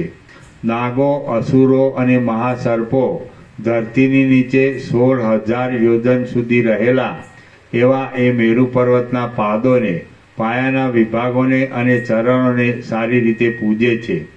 80,000 યોજન સુધી ઊંચા અને સૂર્ય તથા ચંદ્રરૂપી નેત્રોવાળા એ પર્વતના દેહને સ્વર્ગલોકમાં દેવતાઓ, ગંધર્વો અને કિન્નરો પણ પૂજે છે. બ્રહ્માંડમાં રહેવા છતાં એકબીજાના નગરોને નહીં જોનારા તે 14 બ્રહ્માંડના પ્રાણીઓ જેમ બાંધવો ગૃહસ્થના આશ્રયથી જીવે છે તેમ એ પર્વતના આશ્રયથી જીવે છે. એ મેરુ પર્વતના ઈશાન ખૂણા તરફના ભાગમાં માણિક્યમય મોટું અને જાણે બીજો સૂર્ય ઉગ્યો હોય એવું પ્રકાશતું એક શિખર છે. એ શિખરની ઉપર ઘણા પ્રાણીઓ રહેતા હોવાથી જાણે શિખરરૂપી અરીસામાં જગતનું પ્રતિબિંબ પડેલું હોય એવું જણાતું એક મોટું કલ્પવૃક્ષ છે. એ કલ્પવૃક્ષની દક્ષિણ દિશા તરફની શાખામાં સોનેરી પાંદડાવાળી, રત્નો જેવા ગુચ્છોથી ભરપૂર અને ચંદ્રના બિંબોની જેમ શોભતા ફળોવાળી એક શાખા છે. હે પુત્રો, એ શાખામાં મેં પૂર્વે ચકચકિત મણીઓવાળો માળો કર્યો છે. જ્યારે અલંબુસા દેવી સમાધિમાં રહ્યા હોય ત્યારે હું એ માળામાં વિનોદ કરું છું. એ માળો રત્નો જેવા પુષ્પોથી તથા પત્રોથી ઢંકાયેલો છે. ગળપણ તથા રોગોને હરનારા ફળોવાળો છે. ચિંતામણીની સળીઓથી બનાવેલા બહારના ગોખવાળી છે. ચિંતામણી સળીઓથી બનાવેલા બહારના ગોખવાળી છે. વિચાર કરીને વ્યવહાર કરનારા કાગડાના બચ્ચાથી ભરપૂર છે. અંદર શીતળતાવાળો છે. પુષ્પોના સમૂહથી સંપૂર્ણ છે અને દેવો પણ ત્યાં ના પહોંચી શકે એવો છે. હે પુત્રો, આ પ્રમાણે છે એટલા માટે તમે એ માળામાં જઈને રહો. ત્યાં રહેવાથી તમને કોઈ પણ પ્રકારની અડચણ વિના જ ભોગ તથા મોક્ષ એમ બંને પ્રાપ્ત થશે. ભૂષુંડ બોલ્યો, હે વશિષ્ઠ મુનિ, અમારા પિતાએ એ પ્રમાણે કહીને અમને ચુંબન કર્યું, આલિંગન કર્યું અને અલંબુસા દેવીએ આણેલું માંસ પણ અમને આપ્યું. એ માંસને ખાઈને અમે દેવીના તથા પિતાના ચરણોમાં પ્રણામ કર્યા અને પછી અમે અલંબુસાના સ્થાનકરૂપ તે વિંધ્યાચલના જળવાળા પ્રદેશમાં ઉડ્યા. ક્રમપૂર્વક આકાશ ઓળંગીને વાદળાઓના કોતરોમાંથી નીકળીને પવનોના મધ્યભાગમાં આવીને દેવતાઓને પ્રણામ કરીને તથા સૂર્યને છોડીને અમે સ્વર્ગલોકમાં ગયા અને પછી સ્વર્ગને વટાવી દઈને બ્રહ્મલોકમાં ગયા. હે વશિષ્ઠ મુનિ, ત્યાં જઈને અમારી જનનીને તથા ભગવતી બ્રહ્માણી દેવીને અમે પ્રણામ કર્યા અને પછી અમે પિતાએ જણાવેલી વિગત કહી સંભળાવી. તેઓએ સ્નેહપૂર્વક આલિંગન આપ્યું અને આશીર્વાદ આપી ભલે જાઓ એમ આજ્ઞા આપી. પછી અમે તેમને પ્રણામ કરીને બ્રહ્મલોકમાંથી નીકળ્યા. પછી સૂર્યના જેવા પ્રકાશોવાળી લોકપાલોની નગરીઓનું ઉલ્લંઘન કર્યું. ઘણી ઉતાવળથી આકાશમાં ગતિ કરી યૌવનના સ્કંધોમાં ફર્યા અને પછી આ કલ્પવૃક્ષની પાસે આવીને અમારા માળામાં પ્રવેશ કર્યો. અહીં અમે કોઈ પણ જાતની અડચણ વિના રહ્યા છીએ અને સમાધિમાં તત્પર રહીએ છીએ. હે મહાભાગ્યશાળી વશિષ્ઠ મુનિ, અમે જે રીતે ઉત્પન્ન થયા, જે રીતે આ સ્થાનમાં રહ્યા અને જે રીતે યથાર્થ બોધને પ્રાપ્ત થઈને ઉપશાંત બુદ્ધિઓવાળા થયા, એ સઘળું વૃત્તાંત મેં સંપૂર્ણ રીતે અનુક્રમથી આપને કહી સંભળાવ્યું. હવે બીજું જે કાંઈ કહેવાનું રહ્યું હોય તે કહેવાની આપ આજ્ઞા આપો. શ્રી યોગ વાસિષ્ઠ મહારામાયણમાં નિર્વાણ પ્રકરણના પૂર્વાર્ધનો આલય લાભ નામનો સર્ગ 19મો સમાપ્ત. સર્ગ 20મો ભૂષુંડનું ચિત્ત સુખ દુઃખમાં સમાન રહે છે તેનું વર્ણન. આ 20મા સર્ગમાં ભૂષુંડ પ્રત્યેક કલ્પના જગતના તુલ્યપણાની તથા ભાઈઓના મરણ અને પ્રલયમાં પણ પોતાનું ચિત્ત સ્થિર રહેવાની વાત કહેશે. ભૂષુંડ બોલ્યો, હે વશિષ્ઠ મુનિ, જે કલ્પમાં અમારો જન્મ થયો તે કલ્પમાં જગત સંબંધી જે કોઈ પદાર્થ લાંબા કાળ સુધી રહ્યા હતા તેઓ આ કલ્પના પદાર્થોના જેવી જ રચનાવાળા હતા. તેથી તે પદાર્થો અદ્યાપી સુધી મારી દ્રષ્ટિથી દૂર ગયા નથી અને તેને લીધે આ કલ્પવૃક્ષો આદિ પદાર્થોને હું એના એ કહું છું. આમ હોવાને લીધે ભ્રાંતિના અભ્યાસથી મેં પૂર્વના જગતને પણ વર્તમાન કાળના જગતની સાથે એક ગણીને વર્ણવ્યું છે. હે મહામુનિ, લાંબા સમયથી સંપાદન કરેલા મારા પુણ્યએ મને આ નિર્વિઘ્ન ફળ આપ્યું છે અને તેને લીધે મને આપના દર્શનની પ્રાપ્તિ થઈ. આ માળો, આ શાખા, આ હું અને આ ઝાડ એ સર્વે આજ આપના દર્શનથી પવિત્ર થયા છે. હું કે જે પક્ષી છું તેણે આપેલા આ અર્ઘ્યનું અને આ પાદ્યનું આપ પૂજન આપ ગ્રહણ કરો અને મને આપના પ્રશ્નોના બાકી રહેલા ઉત્તરો આપવાની તરત આજ્ઞા આપો. વશિષ્ઠ બોલ્યા, હે રામચંદ્રજી, આ અર્ઘ્ય અને આ પાદ્ય એમ બોલીને એક કાકભૂષુંડે મને ફરીવાર અર્ઘ્ય તથા પાદ્ય આપ્યા. પછી મેં તેને પૂછ્યું કે હે પક્ષીઓના રાજા, તીવ્ર બુદ્ધિવાળા અને તેવા પૂર્ણ બોધવાળા તમારા ભાઈઓ અહીં દેખાતા નથી અને તમે એકલા જ દેખાઓ છો, તેનું કારણ શું છે? ભૂષુંડ બોલ્યો, હે વશિષ્ઠ મુનિ, અમને અહીં રહેતા ઘણો સમય વીતી ગયો છે અને અનેક યુગોની પંક્તિઓ તો દિવસની પંક્તિઓની પેઠે વહી ગઈ છે.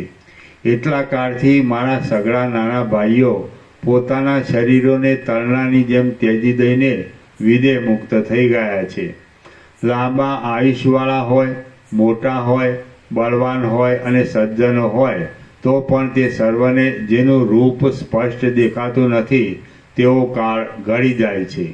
વશિષ્ઠ બોલ્યા, હે કાકભૂષુંડ, પોતાના પ્રવાહોમાં સૂર્યોને તથા ચંદ્રોને પણ તાણી જનારા અને પ્રવાહ આદિ વાયુઓને પણ ટપી જનારા પ્રલય સંબંધી વાયુઓ ભારે વેગથી નિરંતર ચાલ્યા કરતા હોય ત્યારે તમે મૂંઝાતા નથી? પ્રલયકાળમાં ઉદયાચળના તથા અસ્તાચળના પણ અનેક વનોને બાળી નાખનારા સૂર્યના કિરણો તમારી અત્યંત સમીપમાં આવતા હશે ત્યારે તમે તેમનાથી મૂંઝાતા નથી? જળને પણ પથ્થર બનાવતા ચંદ્રના શીતળ કિરણો પડવાથી અને સમીપમાં પણ કરાઓની વૃષ્ટિઓ પડવાથી તમે મૂંઝાતા નથી? જેનું ઝાકળ કુહાડાઓથી પણ માંડ કપાય એવું દ્રઢ થતું હશે એવા પ્રલયકાળના મેઘમંડળો નિરંતર આ શિખર ઉપર વિશ્રાંત થતા તેનાથી તમે મૂંઝાતા નથી? અત્યંત ઊંચા સ્થળ પર રહેલું આ ઊંચું કલ્પવૃક્ષ પ્રલયકાળમાં જગતના વિષમ પ્રકારના અનેક ક્ષોભોથી પણ ક્ષોભ પામતું નથી? ભૂષુંડ બોલ્યો, હે વશિષ્ઠ મુનિ, જેમાં સર્વદા અધ્ધર જ રહેવું પડે અને જે સર્વ લોકોના અપમાનનું પાત્ર છે એવું આ પક્ષીઓનું જીવન સર્વ પ્રાણીઓમાં અત્યંત તુચ્છ છે. અમારી સ્થિતિ આવા અધમ પ્રાણીઓના સમુદાયમાં નિર્જન વનોમાં અને આકાશના ઉજ્જર માર્ગમાં વિધાતાએ ગોઠવેલી છે. આવી જાતિમાં જન્મેલો અને વળી લાંબા કાળ સુધી જીવનારો પક્ષી જો આશાઓ રૂપી પાસોથી બંધાયેલો હોય તો શોક વગરનો કેમ જ રહે? પણ અમે તો સર્વદા આત્મજ્ઞાનરૂપ સંતોષમાં જ રહેલા છીએ, તેથી કદી પણ આ મિથ્યાભૂત સંસારના વિભ્રમોમાં મૂંઝાતા નથી. અમે પોતાના સ્વરૂપના બોધથી સંતુષ્ટ રહીએ છીએ.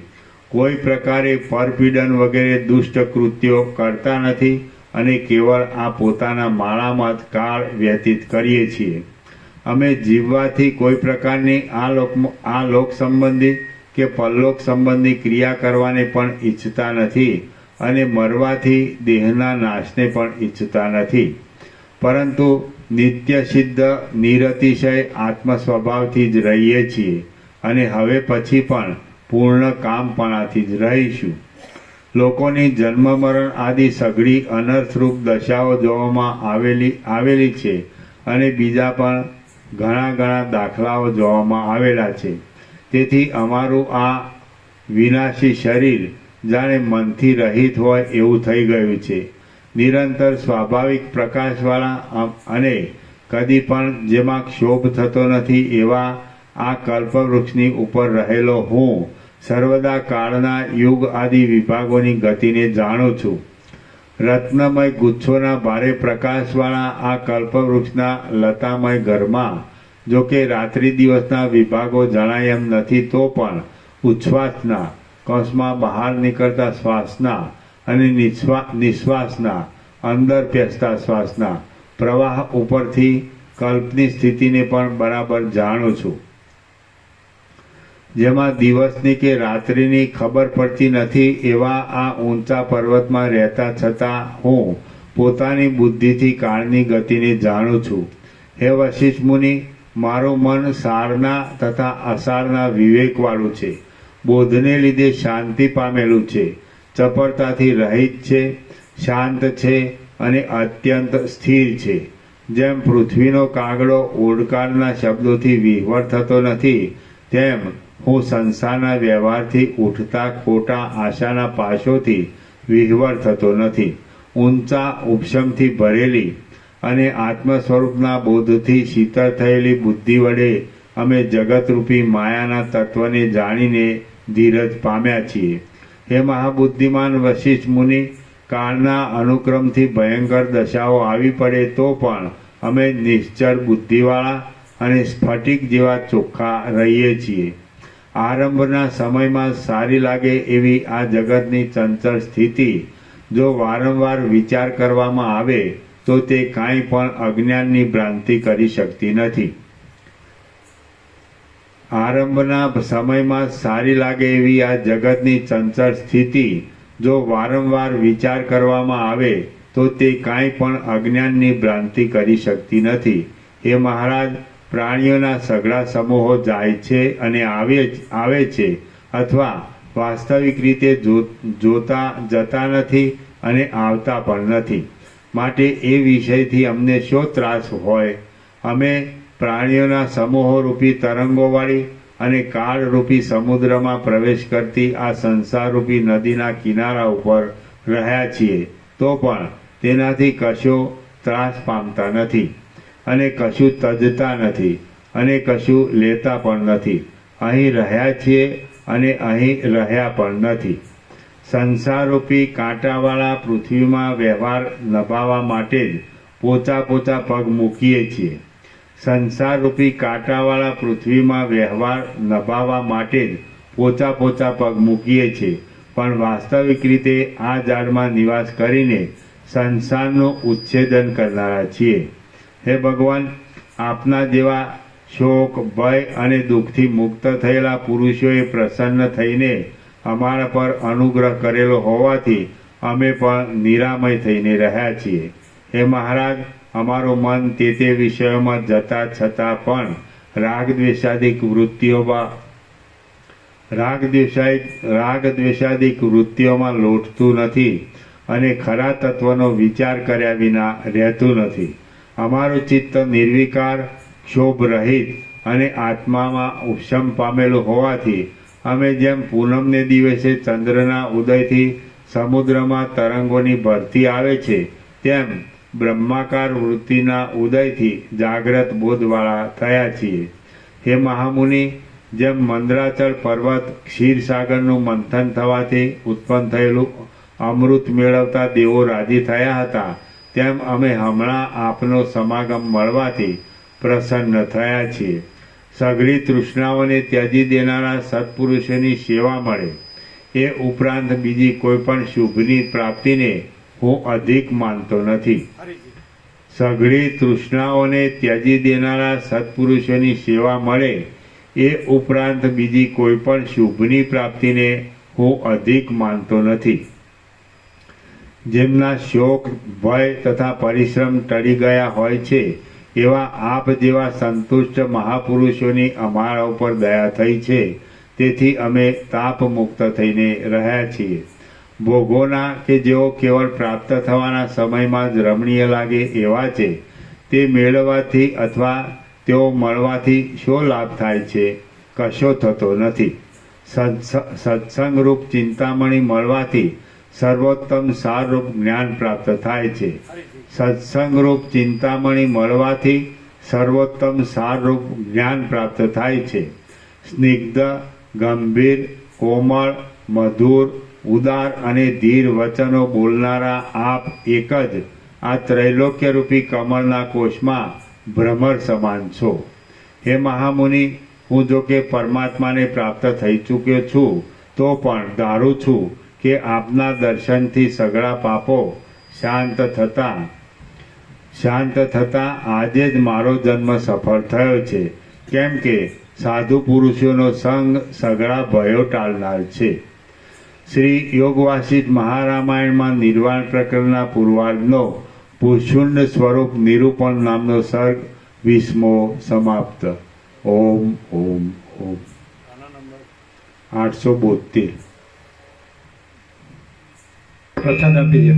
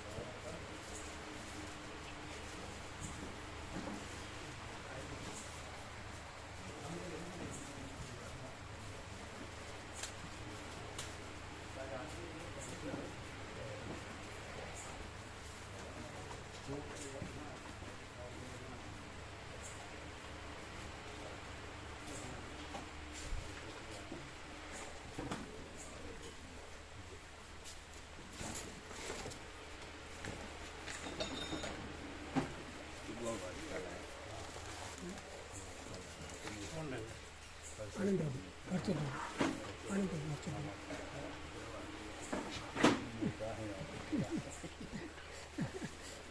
એને બદલી નાખ્યા એમ લઈ ગયા કઈ વાત નહીં સરખું રહેવા દેતા નથી હમણાં ના ના એમનો વાત ના હોય ભાઈ કોઈ ભૂલ કરે ને હે ભાઈ કોને ભૂલ કહેવાય કાંઈ ઉપયોગ કરતા કાંઈ સ્વચ્છતા છે જ નહીં ના ના એવું ના હોય એમની એમની તો રેડી બીજા ભાઈ એમ કોને તો ખબર ભૂલ પડી જાય ને કે સ્વચ્છતા ત્યાં પ્રભુતા બીજા ભાઈ કોઈ ભૂલ કહેવાય એમની ભૂલ ના કહેવાય ભૂલ નહીં કાંઈ નહીં બધું આમ લઈ જવું જોઈએ બદલી નાખે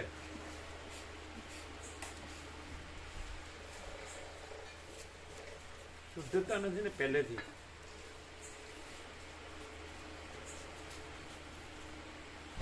સ્વચ્છતા ત્યાં પ્રભુતા એવી ખબર હોય ને તો જરાય ભૂલ નથી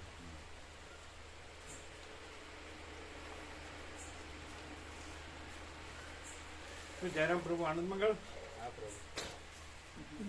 happy Diwali happy new year નૂતન વર્ષાભિનંદન સૌને સૌને સૌને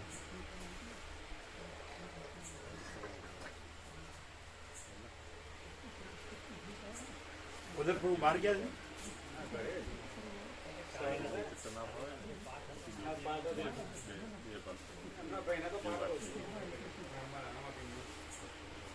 સવારે દેખાણ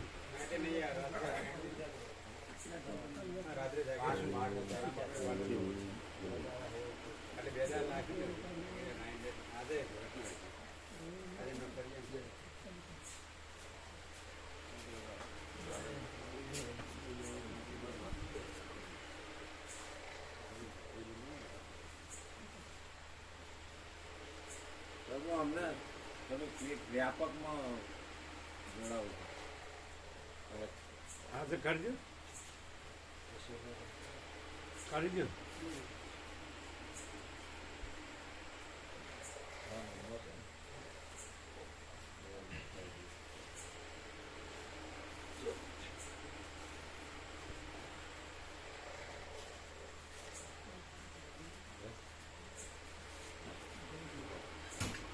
કેટલા 350 આ તો મોટા હોય ના ના 350 ગામ જ ગ્રામ પેલું હતું થોડી જગ્યા વધે બરાબર છે બરાબર થોડી જગ્યા વધશે એટલે 400 નહીં પોણા ચારસો એટલે 350 જ ગણે 350 જાય થોડીક આટલી જગ્યા પકડવા માટે જગ્યા વધશે બરોબર બરોબર 350 ઉપર થોડું જણ ખુલ્લું રાખવાનું એટલે આમ પકડતા ફાવે આટલું ખાલી પકડવાની જગ્યાએ હતી બાપીને લાયા હા હા એ જો આમ પકડો તો એ ચાલે એમ ચાલે હવે આ આગા પાછા ન થવા જો નહીં તો તમારે ઘરે જવાનું ધક્કામાં માણસોની આ જરૂર છે એમનું ઘરે જ આ માને મૂકી દે. એમનું ઘરે જ આ માને એનું અડધું જતું રહ્યું ને ત્યાંથી અડધું જતું રહ્યું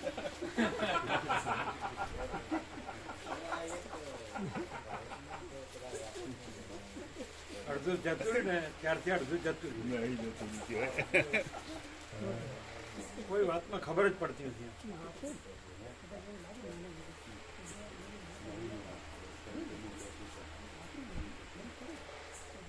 સેવા આપી દો વ્યાપકમાંથી અમારે કહેવાય નહીં આનંદ પ્રભુ આનું બધું આપીને અમારે કે કહેવાય આજે દુકાન બંધ નથી બધી છુટ્ટીમાં રજામાં અમે શોધી કાઢતા હતા કે મળી ગઈ છે એક જગ્યા ખુલ્લી હતી એક જગ્યા ખુલ્લી હતી મળી ગઈ પણ એ સ્ટાન્ડર્ડ નહીં હોય આ સ્ટાન્ડર્ડ વસ્તુ છે સ્ટીલ છે એમનું કહ્યું હતું પ્યોર સ્ટીલ હોય એવું લાવજો આ સ્ટાન્ડર્ડ છે હે કીધું પ્યોર સ્ટીલ હોય એવું લાવજો એવું કહ્યું એનું કારણ શું છે કે બધી દુકાનો તો બંધ હોય હા, એટલે પ્રભુ એટલે ગમે તે દુકાન જ્યાંથી મળ્યું ત્યાંથી લઈ આવ્યા ના ના અત્યારે હવે પ્રભુ લાયા છીએ તો પછી એવું લાગશે ને કીધું મેં કીધું પછી સ્ટીલ નવી દુકાન ખુલશે એટલે ઓળખશે બાપુ બીજા લાવી દેશે જ છે આ તો એમને લાવ્યા ના ના ના, સ્ટીલ જ છે, લાયા પ્રભુ. સ્ટીલ જ છે પ્રભુ અને નક્કી પૂછી પેલા પ્રભુના કે સ્ટીલ જ છે કે આ સ્ટીલ જ છે પછી લીધું આ રહ્યું. કઈ છે સ્ટીલ છે સારી વસ્તુ છે પણ સ્ટાન્ડર્ડ સ્ટીલ સ્ટેનલેસ સ્ટીલ હા લાગે છે બરાબર ચેક કરી બધું કીધું એમને એમને સમજાયા ખરા કે અમે મહાત્મા રીતના સ્વામીજી માટે લઈ જઈએ તારું ચોખ્ખું સારું હોય વ્યવસ્થિત કેવી રીતે ખબર પડે કોઈ શાઇનિંગ ઉપરથી નહીં ખબર પડે શાઇનિંગ પછી ખબર શાઇનિંગ ખરી ને શાઇનિંગ ઉપરથી ખબર પડે એમ કે ઓરિજિનલ સ્ટીલ છે હા તો મામા પ્રભુ કહે છે કે પછી દુકાન ખોલે તો પછી ના ના પ્રભુ અમે ચાર તો જગ્યાએ પછી ગયા. બદલાવા પડે, મોટા જોઈએ ને કદાચ એવું નહીં કીધું. અમે એવું કીધું કે વાપરો અને મોટા લાવવા પડે ને તો બદલે બીજા લાવી દેશું મોટા. આ મોટા જ છે મામા, 350 કીધું હતું. એ પ્રમાણે આપી લાવ્યા. એ પ્રમાણે જ છે, એ પ્રમાણે એક્ઝેક્ટ છે. દુકાનેથી 350 પેલા દૂધ લીધું, પછી એ માપી માટે ચેક કરવા માટે એમને ખબર પડી. અમુક લોકો શું 2-3 દિવસે મુહૂર્ત કરી દે ને પછી ચાલુ રાખે અહીં નહીં આ તો રહેતા હોય. સ્ટાન્ડર્ડ જ છે. આનંદપુર લાવ્યો તો હાલ આનંદ તો હતા સાથે સાથે ગયા હતા, હર્ષદ બે સાથે ગયા હતા. એક જ દુકાન ખુલી હતી, એક જ જગ્યાએ ખુલ્લી મળી છે દુકાન. એટલે સ્ટાન્ડર્ડ દુકાન છે. દુકાન તો વ્યવસ્થિત હતી. તમે ગયા હતા? અમે બે સાથે જ હતા.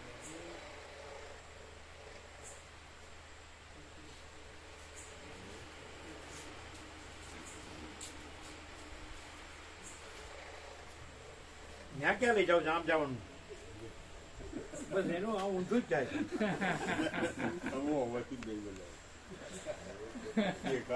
હવે ફરી ગયું.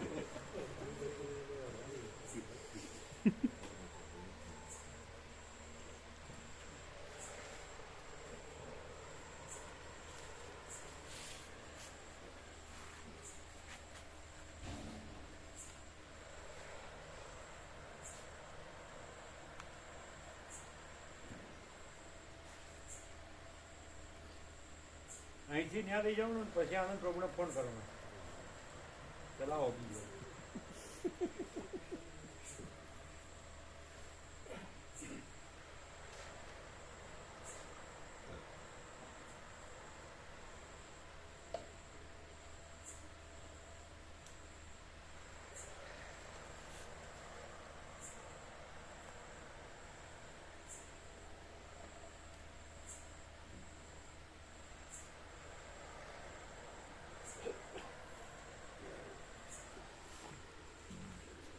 ત્યાં નહીં લઈ જતા હો, સીધું અહીં જ લઈ જાઉં.